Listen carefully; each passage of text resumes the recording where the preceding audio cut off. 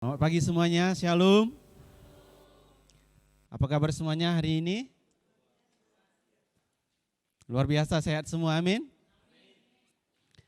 Ya, coba kasih salam kanan kirinya Bapak Ibu, kasih senyum yang terbaik.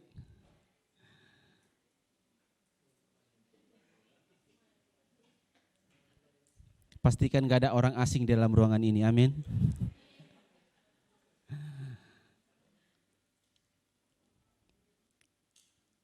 Boleh semuanya tertawa, amin.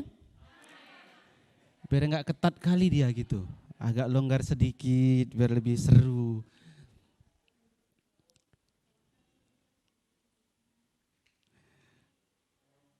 Baiklah, saya yakin semuanya kabarnya dahsyat luar biasa sepanjang minggu ini, amin. Kalaupun gak dahsyat-dahsyat kali gak apa-apa lah itu. Kayak gitunya hidup ini ya kan. Nah hari Minggu ini Bapak Ibu saya mau berbagi tentang hidup yang dipimpin damainya Kristus. Karena saya tahu dalam kehidupan kita ini kan gak selalu kita bisa tertawa tersenyum ya kan. Kadang gak ada masalah pun, tahu gak kita sebagai manusia kita cari-cari apa yang mau kupikirkan ya gitu. Padahal gak lagi bermasalah. Betul gak? Atau cuma aku yang gitu? Gak tahu, ada orang yang ditanya, pikirannya selalu sumpek gitu kan. Ditanya, apa yang kamu pikirkan kalau kita lihat hidupnya oke-oke aja gitu kan. Karena gak kau di posisiku ini gitu, katanya. Terus gue pikir kalau seandainya kita tukar posisi, lebih enak aku di posisimu.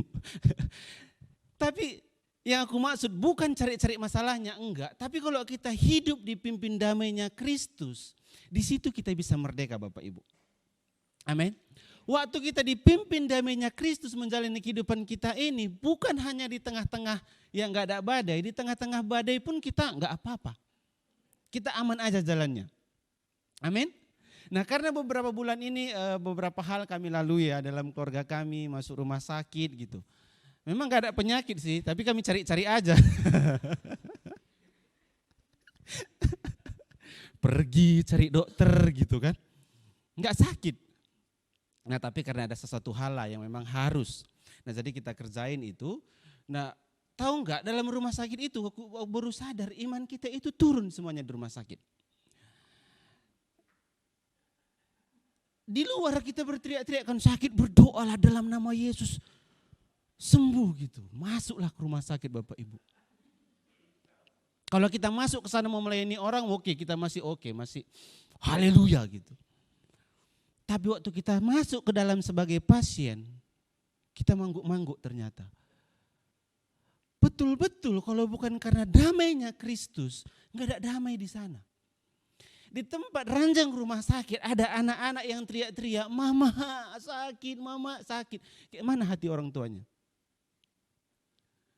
Aduh kayak mana ini Tuhan gitu, kalau aku superhero langsung bim salah bim tuing sembuh semuanya. Dan kita pun seorang pelayan Tuhan masuk ke dalam, hilang pikiran kita untuk pergilah ke kamar orang itu doakan, hilang. Pada saat itu kita bilang kenapa anaknya itu teriak-teriak terus. Udah setengah jam loh dia teriak-teriak. Setelah keluar rumah sakit aku baru sadar kan, iya di mana Tuhanmu pada saat itu. Tapi gak apa-apa, itu kehidupan, betul gak? Itu perjalanan kita mengiring Tuhan memang. Itu perjalanan kita memang seperti yang kita bilang di awal tadi. Kadang ada hidup kita ini menanjak ke bawah, gak apa-apa. Nikmatin bersama damainya Kristus, amin. Pernah gak kita terpikir Bapak Ibu, untuk apa kita datang ke tempat ini? Kenapa kita duduk di sini setiap hari Minggu? Kita kumpul ke sini, shalom, duduk di sini. Betul kan? Kalau ada jemaat yang udah lama gak datang pasti ditelepon Kak Lia atau Bang Aprisman. Mana ibu kok gak datang-datang? Terus kalaupun aku datang kenapa rupanya? Pernah gak terpikir kenapa kita ada di dunia ini coba? Betul kan? Mungkin yang masih muda lah, masih gairahnya masih tinggi. Ditanya cita-citamu apa? Jadi dokter, jadi polisi. Kalau udah seusia aku, ditanya, Pak Herman cita-citamu apa?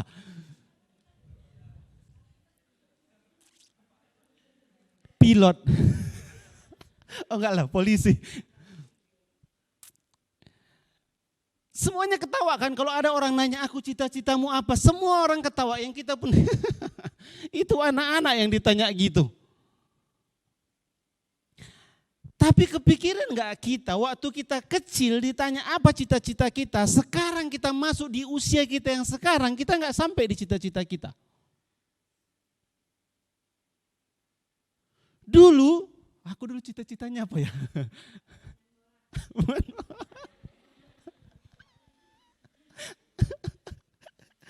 Istriku yang tahu. Punya cita-cita, sekarang sampai enggak aku di situ? Enggak. Karena begitu banyak hal di dalam hidupku yang menarik perhatian. Kalau orang Batak bilang kan, tarhonaho marbola, mangan peho daun. Masa kau mikirin bola makan pun enggak, kerja sana gitu. Hidup kita banyak sekali yang alihkan Bapak Ibu. Ini contoh kecil dalam hidup kita kan. Waktu kita mikir di usia kita sekarang, kenapa aku ada di sini? Enggak usah kita bilang di gereja ini, kenapa aku ada di keluargaku ini? Apa andilku di keluarga ini? Kenapa aku tinggal di kota Medan ini? Maksud saya Bapak Ibu Saudara yang terkasih, waktu kita mulai mengarahkan perhatian kita, pikiran kita, menjalani hidup ini berdasarkan tujuan kita, akan lebih gampang kita masuk ke dalam damainya Kristus itu daripada kita nerawang-nerawang. Tahu nggak nerawang-nerawang? Kayak orang pacaran nggak kasih kepastian. Wih, anak muda langsung senyum-senyum ya kan. Sukanya kau sama aku, udah kita jalani aja dulu. Nggak boleh gitu dalam kehidupan kita ini. Jalani aja dulu habis usia kita Bapak Ibu. Amin. Kok Kak Lia yang lebih seru ya? Jangan-jangan Bang Aprisman bilang gitu dulu, kita jalani aja dulu. Untung sampai ke pernikahan. Kita lihat di dalam Kolose pasal yang ketiga.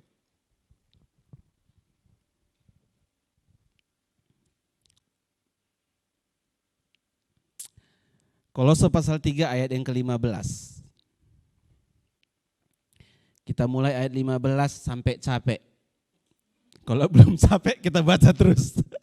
Sudah temukan amin? Amin. Oke, sebentar saya buka dari versi Alkitabnya ya.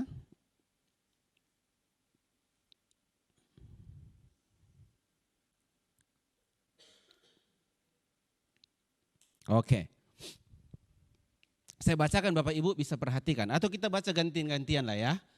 Yang laki-laki ayat ganjil, perempuan ayat genap. Boleh? Kita mulai 1, 2, 3 ya. Amin, sampai di sana dulu. Nah kita lihat Bapak Ibu, di ayat 15 tadi boleh turunkan sedikit. Ayat 15 dikatakan, hendaklah apa? Damai sejahtera Kristus memerintah. Bukan cuman ada tetapi memerintah Bapak Ibu. Nah kata memerintah ini berarti kalau dia memerintah, dia yang memimpin, betul kan? Nah dikatakan firman Tuhan, hendaklah hati kita ini dipimpin oleh apa? Damai sejahteranya Kristus. Enggak tahu hidup kita ini sering dipimpin apa? Dipimpin sosmed, dipimpin Facebook, dipimpin TikTok, terserah. Tapi Alkitab katakan hendaklah hatimu dipimpin oleh damai sejahteranya Kristus. Berarti Bapak Ibu, Tuhan tahu, Roh Kudus pun tahu, perjalanan hidup kita enggak selalu mulus-mulus. Langkah-langkah kita kadang enggak selalu baik-baik saja, enggak selalu oke-oke saja. Tetapi oleh karena itu firman Tuhan katakan biarkan hati kita ini dipimpin oleh damai sejahteranya Tuhan. Sehingga kalaupun keadaan hidup kita tidak sedang baik-baik saja, di dalam damai Kristus itu kita bisa tetap aman. Kita bisa tetap tinggal tenang di sana. Dan firman Tuhan bilang di dalam tinggal tenang terdapat apa? Kekuatan yang baru. Nah kalau di rumah kami yang paling nggak bisa tenang itu ya aku. Mama Gio bilang nggak bisa kamu rupanya tenang sebentar aja, nggak capek-capek gitu. Susah capeknya Bapak Ibu, dicapekin dulu gitulah. Ada nggak kekuatan baru sana? Enggak. Kalau apapun kita lakukan terburu-buru, tergesa-gesa, nggak bagus hasilnya, betul kan? Nah itu makanya dikatakan biarkan damai sejahtera Kristus yang memimpin. Saya bilang tadi kan kami di rumah sakit itu berapa hari ya, hampir seminggu kita di rumah sakit. Di rumah sakit Mama Gio bilang ayo kita berdoa gitu kan. Hatiku kan kenapa ya Tuhan, kenapa kami di sini gitu. Harusnya kami pulang di rumah. Gio pun bilang besok kita pulang ya.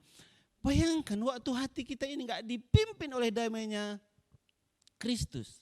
Dimanapun kita gak nyaman. Betul. Di tempat sebagus-bagusnya pun gak nyaman kalau gak ada damai di sana.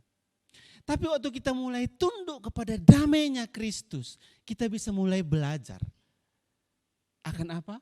Akan firman Kristus. Ayat 16. Hendaklah apa katanya? Tanya coba samping kanan kirinya, perkataan siapa yang ada dalam hati kita?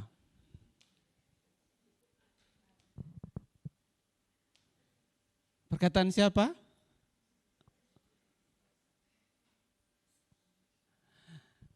Satu kali kan kami sekitar 6 bulan yang lalu kayaknya.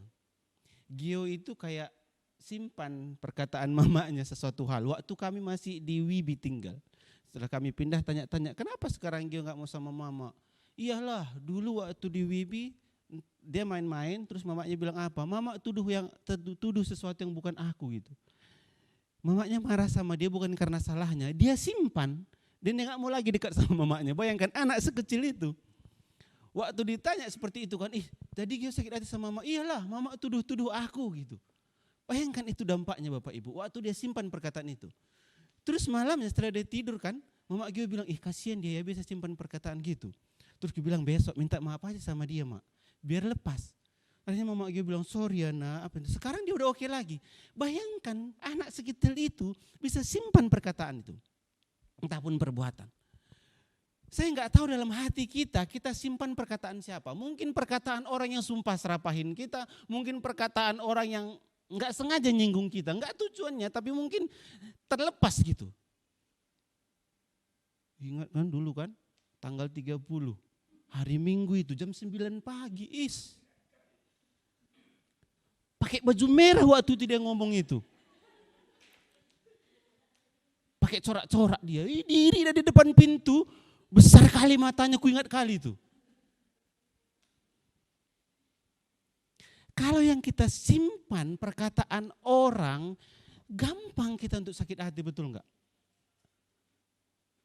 Satu kali ada orang tanya sama aku, bang kalau yang seperti ini orang bilang gini gimana, orang ini bilang gimana, orang ini bilang gimana. Aku bilang sama dia simple, kalau kamu hidup menurut kata orang, kamu gak akan jadi orang, jadi lalang.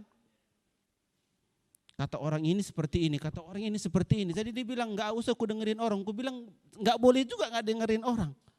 Perlu dengarkan orang tapi jangan semua.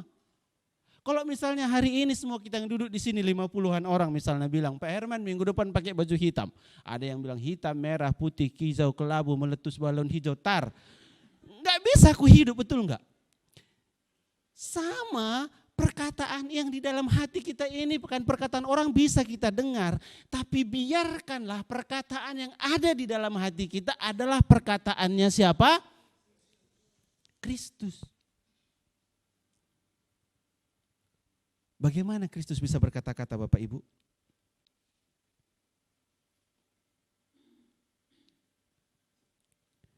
Kayak mana caranya Tuhan bisa berkata-kata? Lewat firman Tuhan yang kita baca, amin. Lewat Alkitab, lewat pemimpin kita. Nah saya baca ayat 16 ini dari versi firman Allah yang hidup. Dikatakan seperti ini. Ingatlah akan apa yang diajarkan oleh Kristus dan biarlah perkataannya hidup, perkataannya memperkaya hidup saudara.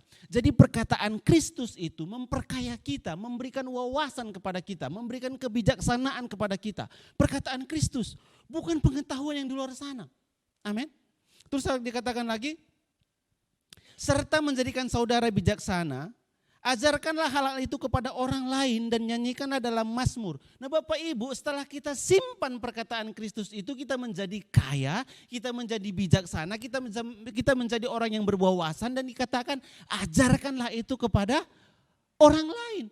Jadi tadi kalau saya tanya, untuk apa kita di sini tiap minggu, untuk apa kita ada di rumah kita, untuk apa kita di dunia ini sekarang? Untuk itu. Untuk menyampaikan perkataan Kristus yang ada di dalam hati kita, kita sampaikan kepada orang lain. Kita sampaikan kepada anak-anak kita sampaikan kepada rumah kita. Untuk itulah kita dipanggil, kata firman Tuhan. Amin. Jadi saya enggak tahu. Saya pun kalau di sini mengaku anak, bapak-bapak di rumah, apa yang kita sampaikan sama anak kita?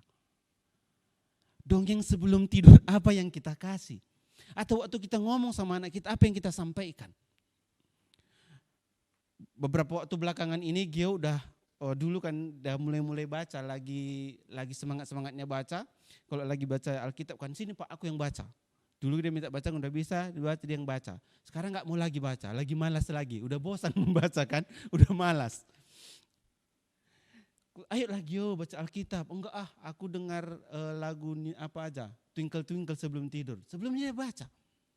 Kayak mana lagi caranya untuk membangkitkan gairah bacanya, untuk ajak dia lagi. Firman Tuhan bilang harus ajarkan kepada orang lain. Saya enggak punya apa-apa untuk kasih sama anak saya, setidak-tidaknya saya kasihlah firman Tuhan. Amin. Membuat dia menjadi bijaksana, membuat dia menjadi seseorang yang mempunyai perkataan Kristus di dalam hatinya. Untuk itulah aku ada di dalam rumah itu Bapak Ibu. Untuk itulah damai Kristus itu diberikan kepada setiap kita. Damai yang kita miliki itu bawa kepada orang lain, berikan damai itu kepada orang lain. Maka jadilah nama kita juru damai. Sebab kita menjadi orang yang membawa damai kepada orang lain, amin. Bukan pembawa masalah. Tapi betul-betul pembawa damai. Kita lihat di ayat yang ke-17 tadi dibilang seperti ini. Dan segala sesuatu yang kamu lakukan dengan perkataan atau perbuatan, lakukanlah semuanya itu di dalam nama siapa? Tuhan. Nah jadi waktu kita lakukan apapun yang kita kerjakan, lakukanlah seperti untuk Tuhan Bapak Ibu. Makanya di dalam pekerjaan kita, enggak tahu kita yang sebagai karyawan mungkin, masalah promosi itu urusannya Tuhan. Bagian kita lakukan aja yang terbaik. Bukan untuk cari muka. Bukan cuma untuk ABS ya, asal Bapak senang. Lakukan seperti untuk Tuhan, katanya apapun yang kita lakukan, apapun yang kita kerjakan, lakukan sebaik mungkin yang kita bisa. Kita sedang mengembangkan potensi hidup kita. Dan masalah promosi itu Tuhan kan gak tutup mata. Tuhan bisa angkat kita dimanapun. Gak peduli posisi kita apa sekarang, apapun yang kita alami sekarang gak peduli. Tuhan bisa angkat kita. Bapak Ibu, waktu damai itu ada di dalam hati kita, kita hidupi dan kita bagikan sama orang lain, satu rumah kita akan berubah. Amin. Waktu kita izinkan damai Kristus itu pertama memimpin pribadi kita, damai Kristus yang memimpin kita itu akan mulai berdampak di rumah kita. Nah kita lihat di dalam firman Tuhan tadi, Kolose pasal yang ketiga, kita lanjut ayat yang ke-18. Ayat 18 bilang seperti ini. Hai istri-istri, tanduklah suamimu. Gitu katanya Bapak Ibu. Enggak ya, salah baca saya. Supaya enggak salah baca, kita baca sama-sama. 1, 2, 3 ya. Hai istri-istri, tunduklah kepada suamimu sebagaimana seharusnya di dalam Tuhan. Nah kita lihat firman Tuhan bilang, istri tunduklah kepada suamimu. Tunduk bukan tunduk-tunduk aja, enggak. Tapi mengasihi, betul enggak? Untuk apa? Berarti ketika istri itu tunduk kepada suaminya, dia sedang hidup di dalam damainya Kristus itu. Sejahtera hidupnya. Kalau enggak sejahtera hidupnya, enggak bisa dia tunduk. Nanduk dia. 19, hai suami-suami apa?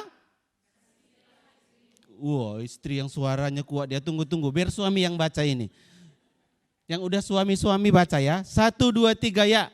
Hai suami-suami, kasihilah istrimu dan janganlah berlaku kasar terhadap dia. Suami-suami ingat, istri itu kita nikahin bukan lawan tinju. Iya kan? Bukan untuk dijambak. Jangan berlaku kasar terhadap dia. Berarti si suami pun hidup di dalam damai, enggak boleh kasar kan. Sedang dipimpin damainya Kristus, mengasihi. Enak enggak seperti itu di rumah? Enak. Itu bagian suami istri, kita lihat yang di bawahnya. Ayat 20 yang anak-anak baca, 1, 2, 3 ya. Hai anak-anak,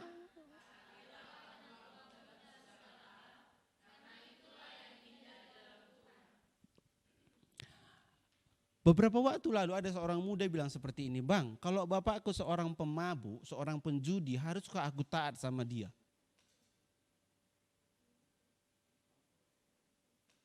Aku bilang harus. Taatilah dia sebagai seorang bapak, tapi jangan taati dia sebagai seorang pemabuk.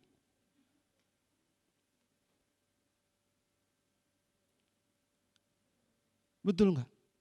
Kadang sebagai anak muda kita sok tahu tentang dunia ini, betul kan? Udahlah mak, sewot kali pun mak biar urus hidupku. Enggak pun ada mama bisanya ku jaga hidupku. Hati-hati. Sebagai anak disuruh apa? Taatilah orang tuamu. Di dalam Alkitab kalau pakai yang elektronik, itu nggak nampak ya. Kalau pakai Alkitab di HP itu bisa cari ayat paralelnya, ada tanda bintang-bintang sampingnya, bisa tekan tanda bintang itu.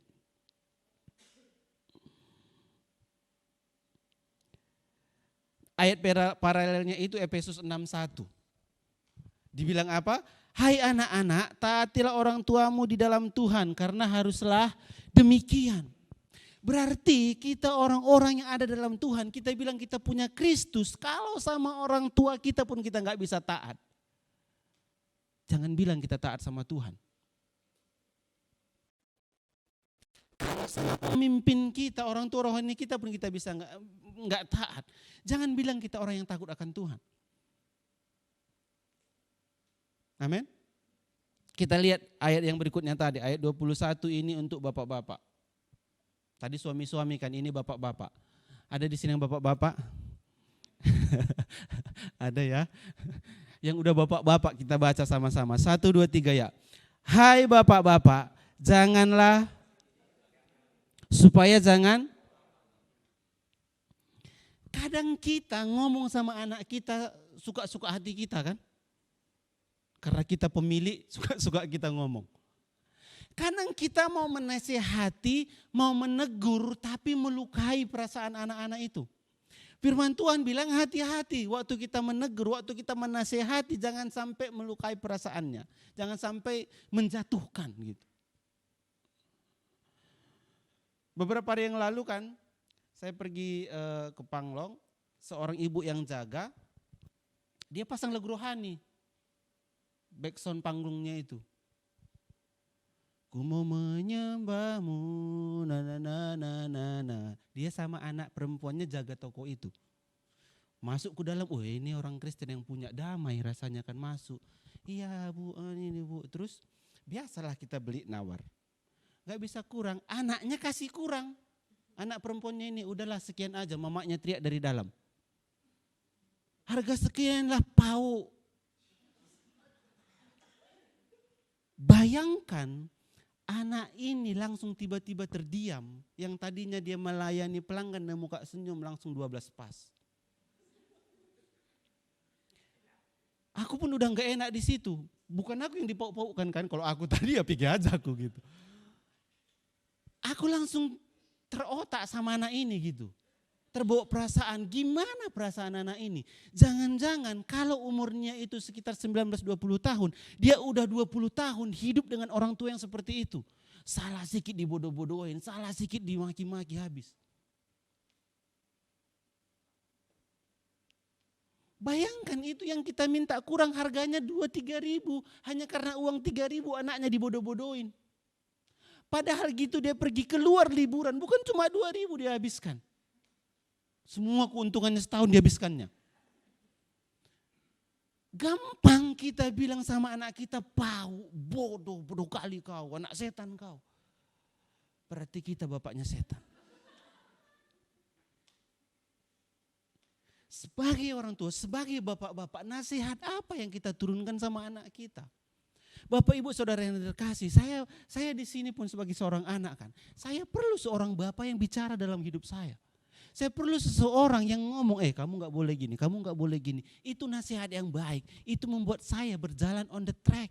Membuat saya jalan tetap di dalam jalurnya Kristus. Betul kan? Tapi bayangkan kalau misalnya seorang bapak yang memberikan nasihat gak bisa apa-apa kita. Kau jangan ke kanan, jangan ke kiri. Lama-lama anaknya akan diam aja.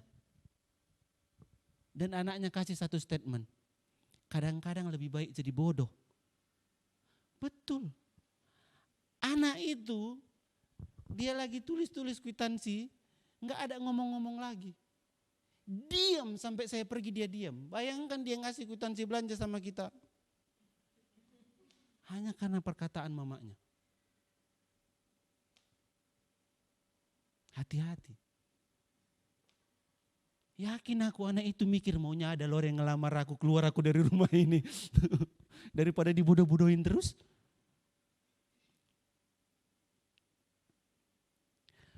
Itu pentingnya perkataan Kristus itu ada di dalam hati kita. Karena firman Tuhan bilang, waspadalah, jagalah hatimu dengan segala kewaspadaan. Karena dari situ terpancar apa? Kehidupan. Bayangkan kalau yang keluar dari dalam hati kita, misalnya kita mau marah pun kita bilang, gak boleh gitu nak. Ada remnya.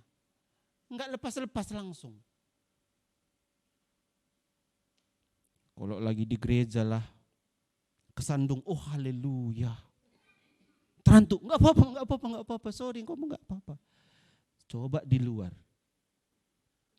Kau senggol, aku bacokkan kau. Gitu saya masuk tadi yang lagu rohani diputarnya itu jadi hambar. Gak ada bedanya dia mau pasang lagu malam ini, malam, atau dia pasang lagu rohani, gak ada bedanya lagi Bapak Ibu. Amin.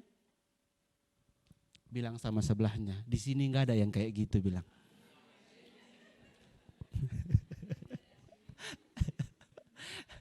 Di sini semuanya malaikat, haleluya. Tapi kalau di rumah nanti, amin. Enggak lah, kita di sini di rumah sama aja, amin. Orang sananya yang gitu, bukan kita.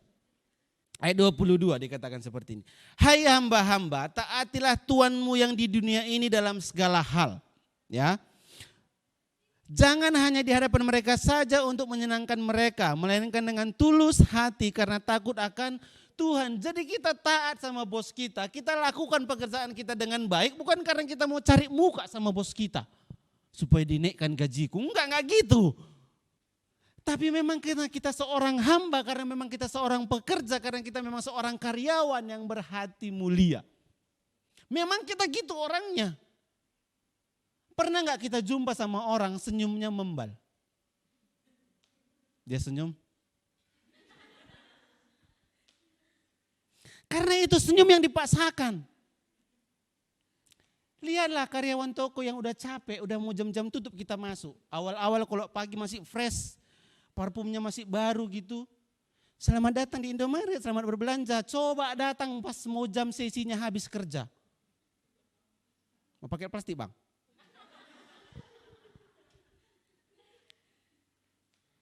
Tapi kalau coba di jam sesinya mau habis kerja pun bosnya datang. Ramah kali ini orang. Selamat datang, selamat berbelanja. Cari apa Bu? Kalau seperti ini Bapak Ibu, kan tadi kita bilang promosi itu bagian Tuhan kan? Diangkat Tuhan ke orang seperti ini. Lama-lama biarkan Tuhan dulu gitu, kau rasakan dulu. Tapi firman Tuhan ini bilang kan, seorang hamba taatilah Tuhanmu, karena memang harus demikian. Bukan hanya untuk menyenangkan mereka, tapi karena itulah hidup kita Bapak Ibu. Bukan karena cari muka, karena memang kita orangnya diubahkan menjadi seperti itu.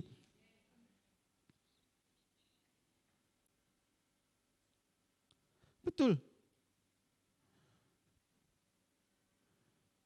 Berarti kita ini hidup menjadi apa adanya, bukan memang aku kayak gini orangnya gak bisa berubah, bukan kayak gitu. Kan tadi awalnya dibilang biarkan perkataan Kristus itu ada di dalam diri kita kan. Pertama kita dipimpin damainya Kristus, hidup kita berubah. Jadi jangan bilang aku kayak gini gak bisa berubah, no.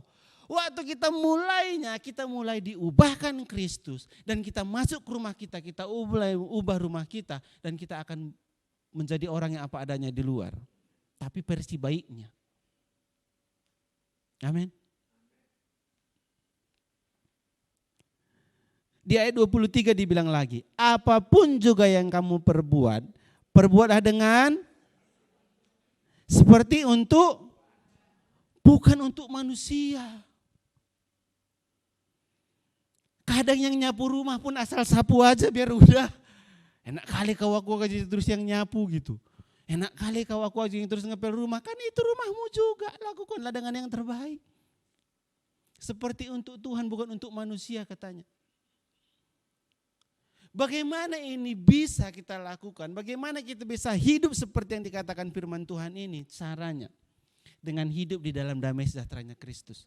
Dengan kita betul-betul tinggal di dalam damai sejahteranya Kristus. Dan perkataan Kristus itu ada di dalam hati kita. Makanya kalau orang AGF kepentok yang keluar firman Tuhan.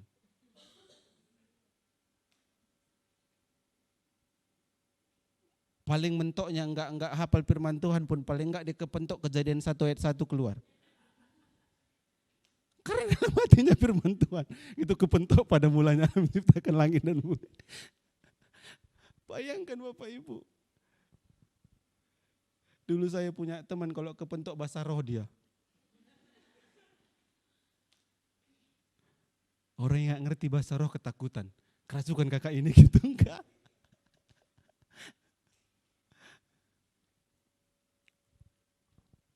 Ayat 24, kamu tahu bahwa dari Tuhanlah kamu akan menerima bagian yang ditentukan bagimu sebagai upah. Kristus adalah Tuhan dan kamu adalah.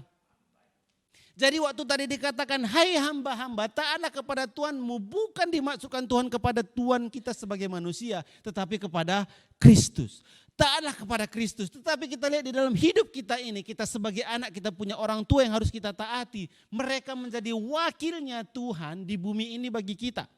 Kita di gereja ini punya orang-orang tua rohani kita, mereka menjadi wakilnya Tuhan yang memimpin hidup kita. Taatilah. Saling membangun sebagai tubuh Kristus, amin. Satu dengan yang lain kita saling mengangkat Bapak Ibu. Satu dengan yang lain, kita yang duduk di tempat ini, kita bukan hanya sebagai satu tubuhnya Kristus diam-diaman. Tapi mau gak kita saling mendorong maju satu dengan yang lain. Dimulai dari mana? Dari rumah kita. Kalau kita gak pernah kasih semangat dorongan kepada anggota keluarga kita, di luar kita gak akan dorong keluar orang siapapun. Dimulai dari diri kita, di rumah kita, baru kita keluar. Amin. Jadi kita lihat di dalam rumah kita, di dalam kehidupan kekeluargaan kita kan, kita punya bagian masing-masing untuk dikerjakan. Tadi firman Tuhan lengkap mulai dari istri, suami, anak, bapak-bapak, semuanya lengkap disinggung. Untuk apa? Sama-sama kita hidup. Karena untuk membawa damai sejahtera di dalam rumah itu gak bisa peran satu orang aja. Gak bisa hanya satu orang aja yang berperan. Meskipun di AGF ini ada Alkitab versi baru kan. Doa ibu-ibu itu besar kuasanya. Tapi gak bisa seorang ibu saja yang mengubahkan satu rumah, gak bisa. Semua harus bergandengan tangan. Amin. Dan yang lanjut Bapak Ibu kita lihat. Pertama tadi waktu damai Kristus itu memimpin kita. Yang kedua damai Kristus akan memimpin keluarga kita. Dari keluarga kita lihat damai Kristus itu akan memimpin kota kita. Beberapa waktu belakangan ini kita sering banyak dengar, banyak kali, hampir tiap hari kita dengar banyak sekali keributan di kota Medan, betul enggak? Geng motor, begal, tiba-tiba dapat orang meninggal, keributan sana sini banyak sekali. Kabar baiknya enggak hanya di Medan, Binjai pun mulai. Kemarin di grup rumah kami orang posting dapat 2 mayat di parit-parit. Di mana ini? Dekat asrama haji. Betul-betul hatiku terganggu sekali saat itu kan orang posting gitu kan, nyemplung mukanya ke bawah di parit itu gitu. Paritnya penuh air pula.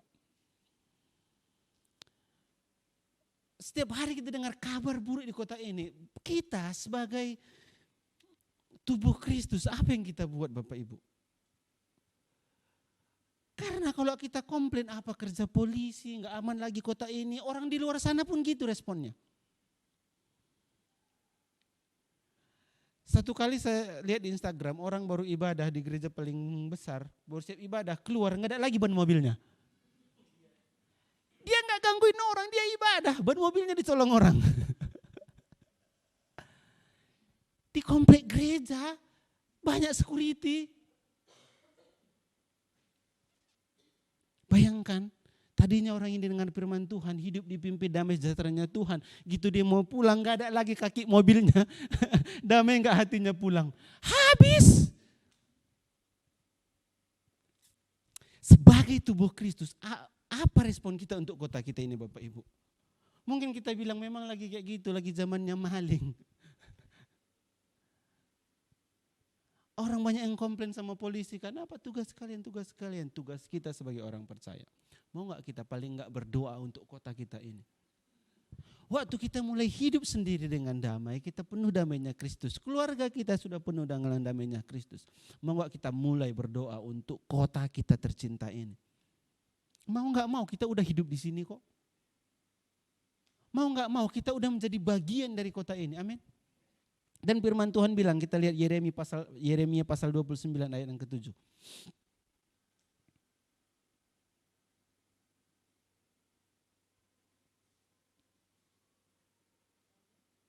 Yeremia pasal 29 ayat 7.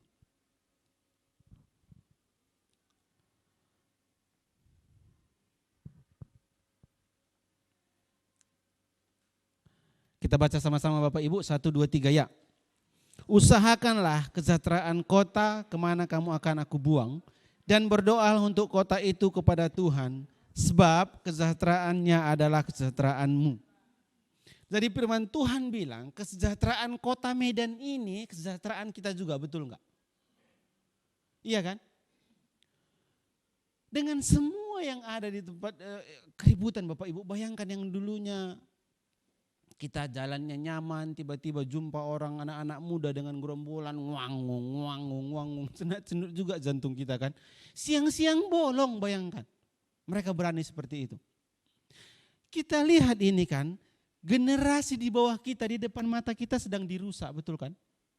Generasi yang di depan mata kita, betul di bawah kita, mereka ini bukan orang-orang yang udah berusia atau enggak, tamat-tamat SMA. Masih muda-muda, mereka hidup di dalam seperti itu, ikut geng, entah apa gunanya enggak tahu. Kalau tadi mereka kumpul-kumpul main futsal, oke lah. Misalnya mereka kumpul-kumpul buat sesuatu kerajinan atau mungkin kumpul-kumpul buat acara, oke. Tapi ini kita lihat mereka kumpul-kumpul dengan motornya pergi ke sana, jumpa yang lain ribut. Jumpa sama orang lain ribut. Masuk ke kampung-kampung orang ributin di sana, untuk apa bayangkan. Dan kita, saya enggak tahu. Generasi di bawah kita ini, generasi secara langsung kalau udah rusak seperti ini, apa harapan kita ke depan?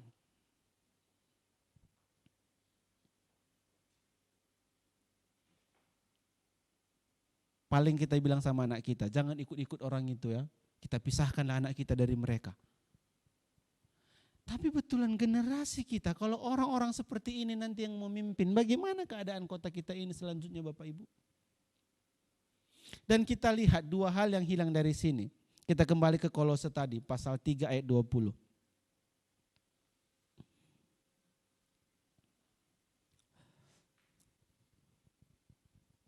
Kolose 3 ayat yang ke-20. Firman Tuhan ini hilang dari mereka. Dikatakan apa? Hai anak-anak, taatilah orang tuamu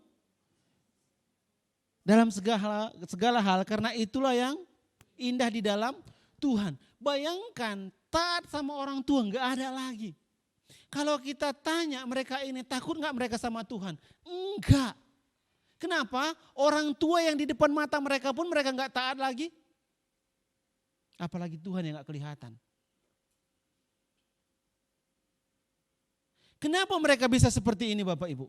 Kenapa bisa generasi yang masih muda ini, generasi yang masih segar ini bisa jadi seperti itu? Karena ayat yang berikutnya. Ayat 21-nya. Apa katanya? Hai bapak-bapak, jangan sakiti hati anakmu. Kita lihat kalau mereka bisa jadi berandal seperti itu, mereka bisa menjadi buas seperti itu, termasuk karena kegagalan seorang bapak untuk mendidik anaknya. Mungkin selama ini didikan atau nasihat yang diberikan seorang bapak kepada anaknya enggak bisa masuk hatinya, enggak bisa masuk akalnya. Makanya selalu saya berpikir seperti ini. Kalau rumah kita bukan rumah yang nyaman bagi anak-anak kita, maka anak-anak kita akan pergi keluar sana mencari tempat nyaman. Kalau di rumah enggak ada saling penerimaan satu sama yang lain, anak kita akan keluar sana cari tempat yang bisa menerima dia. Kalau di rumah setiap anak kita ngomong kita songongin, setiap anak kita ngomong kita muntahkan semua omongannya. Di luar sana dia akan cari tempat yang di mana omongannya bisa diterima.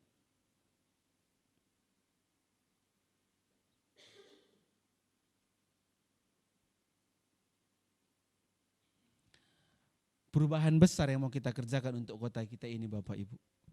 Dimulai dari hal kecil, dari diri kita, dari rumah kita.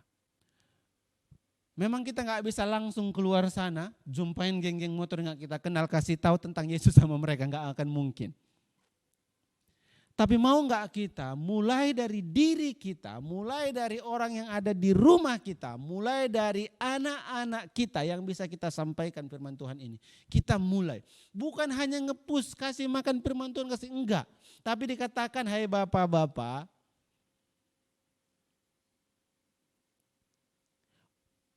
bukan berarti firman Tuhan ini bilang jangan tegur, jangan nasihati anakmu, enggak.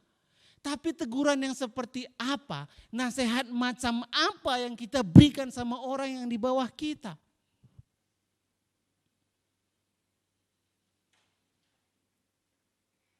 Amin. Hendaknya nasihat yang kita berikan adalah firman Tuhan, nasihat yang membangun, saling mendorong sebagai satu keluarga, satu dengan yang lain. Makanya seperti yang tadi saya bilang Bapak Ibu, saya pun ini sebagai anak, saya perlu seorang bapak yang bicara sama saya kan. Tegur kalau saya salah. Kamu ngomongnya gak boleh gitu. Perlu. Karena firman Tuhan pun bilang di hati orang muda itu melekat apa? Ayo apa? Hah? Di hati orang muda melekat kebodohan. Saya kan masih muda, kadang-kadang bodoh juga. Perlu bapak-bapak. Nah saya tahu di tempat ini kan ada bapak-bapak kita, ada pastor-pastor kita. Perlu memimpin kita. Bicara sama anak-anak muda yang udah kira-kira jalan-jalannya kayak gitu si Anu ini. Kenapa ini seperti ini? Panggil, tegur, nasihati. Tapi pastikan nasihat kita adalah nasihat yang membangun. Amin. Karena misalnya pun contohnya saya sebagai bapak pun kan masih muda. Saya pun berlaku kadang-kadang gak bener lah. Berlaku bodoh juga, kadang melenceng-melenceng. Perlu ditegur, perlu dinasihati. Apalagi di tempat ini banyak yang masih muda kan. Anak-anak muda katanya kalau orang dunia bilang darahnya masih panas. Betul enggak? Apalagi kalau udah kumpul rame-rame orang muda semua, wow suaranya aja mau didengar. Perlu firman Tuhan, perkataan Kristus ada di dalam hati kita, mengubah hidup kita dan kita bawa itu untuk mengubah orang lain, mengubah generasi kita yang di bawah kita Bapak Ibu. Nah, sampai sekarang kan kita lagi was-was mau keluar malam cepat-cepat pulang. Kenapa?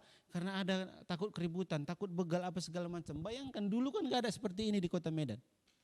bagian kita sebagai tubuh Kristus, kita mulai peduli sama kota kita. Kita mulai berdoa untuk kota kita ini, kedamaian kota ini kita ini. Karena firman Tuhan bilang damai sejahtera, kesejahteraan kota ini adalah kesejahteraan kita juga.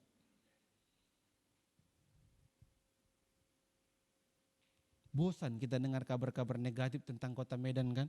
Dapat mayat ini, ribut di sini, begal di sini, hilang ini, rumah dibongkari, bisa tabung gas pun dibangkati. Tabung gas. Bayangkan, bagian kita mulai ambil. Bagian kita mau mulai kasih perubahan untuk kota kita. Saya enggak tahu caranya seperti apa, tapi saya setidaknya, saya mau ngajak kita berdoa untuk kota kita ini. Amin. Dalam setiap perkumpulan kita, perkumpulan ibu-ibu, perkumpulan pemuda, perkumpulan tahap apalah perkumpulan kita, mulai berdoa untuk kota kita ini. Biar damai sejahtera Allah, biar shalom itu betul-betul terjadi di kota kita ini. Amin. Biar besok-besok gak kita lihat lagi mobil yang parkir hilang kakinya.